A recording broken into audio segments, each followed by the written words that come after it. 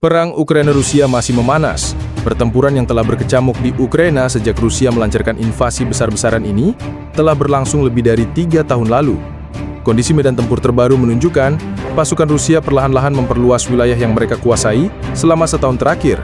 Sebagian besar di Ukraina Timur dan terus melancarkan serangan udara beruntun di Kiev dan kota-kota lainnya.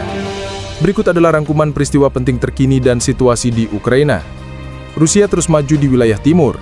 Di Ukraina Timur, mesin perang Moskow telah bergerak berkilo-kilometer melalui padang terbuka yang luas di wilayah Luhansk dan Donetsk, mengepung dan menguasai desa-desa dan kota-kota.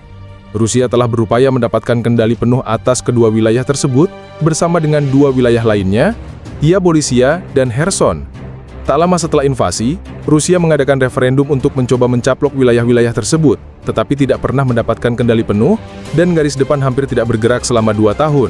Di selatan Ukraina, tepatnya di Crimea, Rusia telah mencaplok Crimea pada tahun 2014. Pasukan Ukraina telah menghadapi kekuatan Rusia yang unggul di garis depan sepanjang perang, tetapi kekurangan yang dilaporkan di timur telah membuat target utama Rusia semakin rentan. Kota Pokrovsk, sekitar 50 km 30 mil di barat Laut Donetsk, digambarkan sebagai titik terpanas di garis depan saat ini dalam perang. Para analis khawatir bahwa ribuan warga Ukraina yang mempertahankan kota tersebut dapat terancam dikepung oleh pasukan Rusia. Para ahli di Institut Studi Perang, ISW, yang berpusat di AS, mengatakan pasukan Rusia telah mulai menyerang kota itu sendiri. Namun, pada tanggal 5 Agustus, Staf Umum Ukraina membantah klaim bahwa pasukan Rusia telah mengepung unit Ukraina di sana. Kiev juga membantah klaim Rusia bahwa kota terdekat Chasiv-Yar telah jatuh setelah pertempuran yang dimulai pada bulan April tahun lalu. Menguasai dataran tinggi tempat Chasiv-Yar berada akan memberi Rusia titik pandang signifikan untuk menargetkan kota-kota besar di wilayah Donetsk di barat, termasuk Druskivka, Kramatorsk, dan Sloviansk. Serangan Rusia di utara Kharkiv. Lebih jauh ke utara, Rusia telah maju ke arah Kupiansk di timur wilayah Kharkiv sebagai bagian dari upayanya untuk merebut seluruh Luhansk dan mengepung Donetsk utara.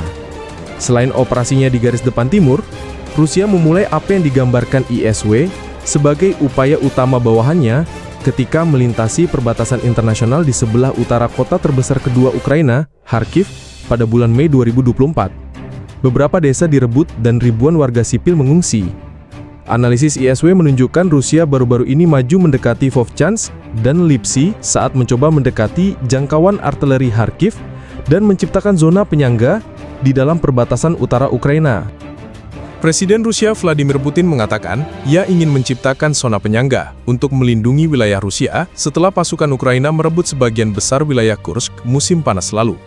Pasukan Rusia akhirnya berhasil mengusir mereka dengan bantuan pasukan dan amunisi Korea Utara. Rusia kemudian menyeberang ke Ukraina, tetapi dengan cepat terjebak dalam pertempuran memperebutkan desa-desa kecil di perbatasan yang terus berpindah tangan hingga kini.